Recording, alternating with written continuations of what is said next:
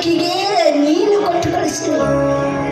ಮುತ್ತಿನಂತ ಸೊಸೆ ಕಣ್ಮರಿಯಾಗಿ ಹೋದ ಮೇಲೆ ನನ್ನ ಬದುಕಿಗೆ ಏನ್ ತೆಗೆದುಕೊಂಡು ಸುವರ್ಣ, ನೀನು ಕೊಡ್ಬೇಕನ್ನೋ ಆಸೆ ಇದೆಯಲ್ಲ, ಅಲ್ಲಿ ಕಾಣಿಸ್ತಿದೆಯಲ್ಲ ನನ್ನ ಸೊಸೆಗಾಗಿ ನನ್ನ ಹಸಿರು ಬಳೆ, ಅವುಗಳನ್ನೇ ಕೊಟ್ಟು ಬಿಡಮ್ಮ.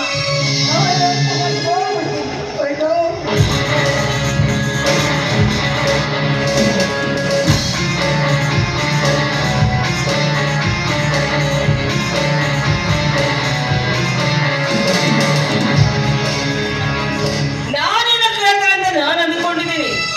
ಹಸಿರು ಬಳೆ ಏನು ಮಹಾ ಕಿಮ್ಮತ್ತು.